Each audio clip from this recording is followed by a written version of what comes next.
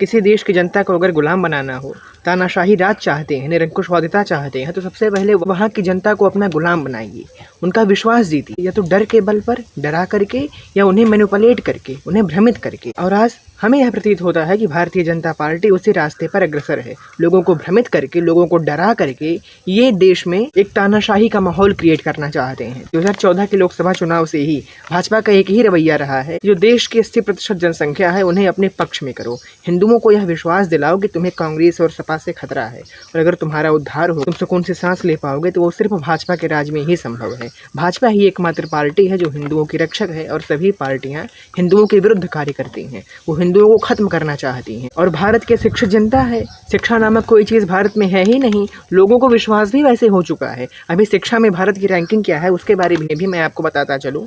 2026 में विश्व के टॉप 100 यूनिवर्सिटीज़ की लिस्ट जारी हुई है, और उस लिस्ट में भारत का एक भी विश्वविद्यालय नहीं शामिल है।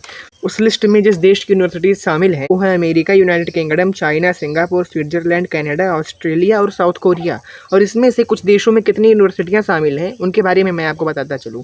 जो देश सबसे अधिक आपके धर्मगुरुओं के द्वारा चरित्रहीन बोला जाता है, United states of America, USA की लगभग 26 विश्वविद्यालय विश्व के टॉप 100 यूनिवर्सिटीज़ में शामिल हैं। यूनाइटेड किंगडम यानी यूके, इंग्लैंड मान लीजिए, वहाँ की 18 विश्वविद्यालय टॉप 100 यूनिवर्सिटीज़ में शामिल हैं। ऑस्ट्रेलिया के 9, कनाडा के 3, सिंगापुर के 1, स्विट्जरलैंड की 1 और ऐसे अन्य देश हैं। लेकिन भारत की एक भी यूनिवर्सिटी विश्व के टॉप 100 यूनिवर्सिटीज़ में नहीं शामिल है। भारत में धर्म को राजनीति का हथियार बनाया जाता है, और अगर आप संयुक्त राज्य अमेरिका का इतिहास देखेंगे तो वहाँ पर नेताओं ने अपने भविष्य को संकट में लिया, शिक्षा को हथियार बनाया, ना कि धर्म को हथियार बनाया। और यही कारण है कि आज वर्ल्ड में सबसे हायर एजुकेशन यूएसए यानी अमेरिका में दी जाती है। लोग वहाँ पर जाने को पागल रहते हैं। और अब बात कर लेते हैं आपके भाजपा की। अभी आपने सुना होगा शंकराचार्य अभिमुक्तेश्वरानंद मौनी अमावस्या के दिन प्रयागराज पर स्नान करने जा रहे थे, लेकिन उनके शिष्यों को मारा पीटा गया और उनके ऊपर लाठियां बरसाई गई। और जब वो आज भाजपा का विरोध कर रहे हैं कि हमारे साथ ऐसा हुआ, तो हिंदू संगठन के लोग जो हैं उन्हें कांग्रेसाचार्य और हिंदू विरोधी, ये शंकराचार्य है ही नहीं है। यहाँ तक कि आपके जो धर्मगुरु बैठे हुए हैं रामभद्राचार्य, ये लोग भी उनके विरुद्ध जा रहे हैं। क्यों? क्योंकि वो भाजपा के विरोध में बोल रहे हैं, मोदी जी के विरोध में बोल रहे हैं। आपकी जानकारी के लिए मैं बता दूं कि शंकराचार्य को कांग्रेसाचार्य बोलने से पहले आप ये जान लीजिए, सन 2007 में जब कांग्रेस की सरकार ने राम सेतु को नष्ट करके समुद्री यातायात को आसान करने का विकल्प चुना था, तो सभी साधु संतों में सबसे पहले वो शंकराचार्य अभिमुक्तेश्वरानंद ही थे जिन्होंने कांग्रेस के खिलाफ विद्रोह शुरू किया था। ऐसे ही सन 2010 में जब गंगा नदी पर लोहारनाथ पाला बांध बनाया जा रहा था, तब भी अभिमुक्तेश्वरानंद ने ही विरोध शुरू किया था कि ये हमारी गंगा नदी है। और एक बात मैं यार आपको बताता चलूं, सीडी अग्रवाल के बारे में आपको पता ही नहीं होगा, गूगल पर सर्च करिएगा। 111 दिनों तक उन्होंने उपवास रखा सिर्फ इसीलिए कि गंगा को शुद्ध करो। 111 दिनों तक उपवास रहने के बाद उनकी मौत हो गई, और वो सीडी अग्रवाल स्वामी अभिमुक्तेश्वरानंद के शिष्य थे। और अब आप सोचिए, 111 दिनों तक वो गंगा नदी को शुद्ध करने के लिए उपवास रहे, एक भी संत उनके पास नहीं गया, मोदी सरकार भी उनके पास नहीं गई। उन्होंने खुद यह कहा कि सभी देश के संतों में सिर्फ अभिमुक्तेश्वरानंद ही वो थे जो मेरे साथ खड़े थे, देश का और कोई भी संत मेरे साथ नहीं आया। तब ये संत कहाँ चले जाते हैं जब ऐसे महापुरुष अपने प्राण त्याग देते हैं देश के लिए, धर्म के लिए। लेकिन जब कोई भाजपा के विरुद्ध बोल दे तब इनका धर्म भंग होने लगता है, यानी भाजपा ही अब धर्म हो चुकी है। ऐसे ही सपा के राज में जब भगवान गणेश की मूर्ति का विसर्जन होना था और सपा के प्रशासन ने लाठियां बरसाई थी, तभी वो स्वामी अभिमुक्तेश्वरानंद ही थे जिन्होंने विद्रोह किया था सरकार के विरुद्ध। भगवान को छोड़ कर नहीं जाएंगे, हम भगवान को अकेला छोड़ करके नहीं जाएंगे। और जब पुलिस के लोग लाठीचार्ज कर रहे थे तो स्वामी अभिमुक्तेश्वरानंद थे जो बोल रहे थे आइए मारिए, आइए मारिए, और वो खुद बचने की बजाय अपने शिष्यों की रक्षा कर रहे थे।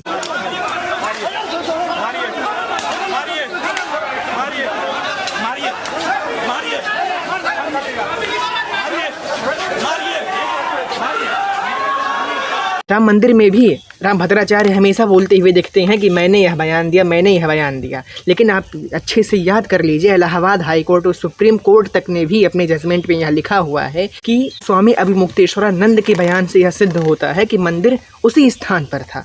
यानी पुराणों के द्वारा अयोध्या में राम मंदिर के स्थान की वैधता सिद्ध करने वाले वो अभिमुक्तेश्वरानंद ही थे। लेकिन हमारे देश की जनता को क्या करना है? हमें ना इतिहास जानना है, ना भूगोल जानना है, हमें ना किसी व्यक्ति के बारे में जानना है। हमें चाहिए तो सिर्फ और सिर्फ योगी मोदी। और योगी मोदी कर क्या रहे हैं? उसका आभास हमें नहीं है। नोएडा में अभी एक लड़का था जो रात को कार चलाते हुए सड़क पर जा रहा था। सड़क के आगे एक मोड़ था और मोड़ भी कैसा था, 90 डिग्री का कोण बना हुआ था। आप किसी भी विकसित देश में चले जाइए, कहीं पर भी ऐसे खतरनाक मोड़ देखने को आप नहीं मिलेंगे जो सीधा ऐसे मुड़े हों। कर्व वहाँ पर बना होता है ऐसे गोला सा, लेकिन 90 डिग्री का कोण था और आगे जो है खुला हुआ था, कोई भी डिवाइडर नहीं था, कोई भी वार्निंग बोर्ड नहीं था। और उस मोड़ के आगे एक बेसमेंट था, गड्ढा जिसमें पानी भरा हुआ था। रात के अंधेरे में उसे कुछ दिखाई नहीं देता है और उसकी कार जा करके उस गड्ढे में गिर जाती है। पानी में गिरने के बाद वो शख्स किसी तरीके से कार से निकल करके कार की छत पर खड़ा हो जाता है। तुरंत उसकी मौत नहीं होती। उसने अपने मोबाइल फ़ोन निकाला और अपने पापा के पास फ़ोन मिलाया कि पापा मुझे बचा लो, मैं नदी में डूब रहा हूँ। उसके पापा तुरंत उस स्थान पर पहुँचे। उन्होंने पुलिस को फ़ोन मिलाया, फायर ब्रिगेड को फ़ोन मिलाया, लेकिन पुलिस और उन फायर ब्रिगेड में से एक भी अधिकारी नदी में घुसने के लिए तैयार नहीं हुआ कि पानी बहुत ठंडा है और रात का मौसम है। और आप सोचिए तकरीबन 90 मिनट यानी 1.5 घंटे तक वह शख्स अपनी कार की छत पर खड़ा होकर के अपने मोबाइल की फ्लैश लाइट और टॉर्च को जला करके या चिल्लाता रहा कि मुझे बचा लो। लेकिन पुलिस और फायर ब्रिगेड जिनका यही काम है, एक भी बचाने के लिए नहीं गया। और अंत में एक डिलीवरी बॉय आता है। वो डिलीवरी बॉय कूद करके नदी में जाता है उसे बचाने के लिए, लेकिन तब तक बहुत देर हो चुकी थी, उसकी मौत हो जाती है। सोचिए, एक बाप के सामने एक बेटा नदी में डूब रहा है और वो चिल्ला रहा है कि मुझे बचा लो। यहाँ तक कि पुलिस और फायर ब्रिगेड भी वहाँ पर मौजूद है, लेकिन उसे बचाने के लिए कोई नहीं जाता है। और बचाने के लिए जाता कौन है?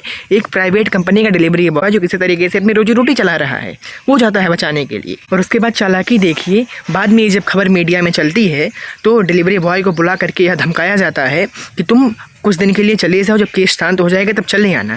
थाने पर पुलिस वालों के द्वारा 4-5 घंटे तक उसे बैठाए रहते हैं कि सच्चाई किसी को बताना भी मत। और बाद में जब इस डिलीवरी बॉय से पूछा जाता है तो ये अपना बयान बदल लेता है, बोलता है पुलिस थी, फायर ब्रिगेड थी, उन्होंने तुरंत बचाने की कोशिश की लेकिन वो बचा नहीं सके। लेकिन जब फिर बाद में फिर से इनसे पूछा जाता है तब ये बताते हैं कि उन्हें थाने में धमकी दी गई थी कि सच्चाई किसी को बताना मत, इसीलिए उन्होंने अपना बयान बदला था। तो ये है भाजपा सरकार की प्रशासन। पहली बात तो जिस प्रकार के इन्होंने रोड का मोड़ बना हुआ है वैसा कहीं पर मोड़ नहीं होता है, और पहली गलती ये। और दूसरी बात, आगे कोई वार्निंग बोर्ड भी नहीं लगा हुआ था कि कोई बॉर्डर नहीं है और आगे बेसमेंट में पानी गिरा हुआ है, यहाँ पे खतरा है, कुछ भी नहीं था। और आपकी जानकारी के लिए मैं बता दूं कि इसी स्थान पर अभी कुछ दिनों पहले एक ट्रक इसे पानी में गिरा था और उस ड्राइवर के डूबने से मौत हो गई थी। तीसरी बात, यहाँ की पुलिस प्रशासन और फायर ब्रिगेड किस तरीके से है कि सामने एक इंसान डूब रहा है लेकिन उसे बचाने की किसी ने कोशिश नहीं की, 1.5 घंटे तक वो चिल्लाता रहा। और चौथी बात, डिलीवरी बॉय जिसका कोई काम भी नहीं है वो घुस करके बचाता है और उल्टा उसे थाने में बुला करके धमकी दी जाती है कि सच्चाई किसी को बताना मत, बोलना कि पुलिस ने बचाने की कोशिश की थी, जो कि पूरी तरह से गलत है। तो ये है भाजपा की सरकार। लेकिन आज जनता को कोई मतलब नहीं है इन सभी बातों से। जनता को मतलब है सिर्फ और सिर्फ इससे कि मोदी जी उनके बैठे हुए हैं और योगी जी उनके बैठे हुए हैं। बुलडोजर बाबा के नारे लगाए जाते हैं चिल्ला चिल्ला करके। देश का विकास कहाँ गया, देश की शिक्षा कहाँ गई, देश का रोजगार कहाँ गया, उन सबसे कोई मतलब नहीं है इन्हें। और धर्म भी कहाँ गया, कहाँ धर्म की रक्षा हो रही है। कंटेनर गायें पकड़ी जाती हैं, कहाँ धर्म की रक्षा हो रही है। लेकिन जनता भ्रमित है और इसी में वो अपने आप को महान समझ रहे हैं।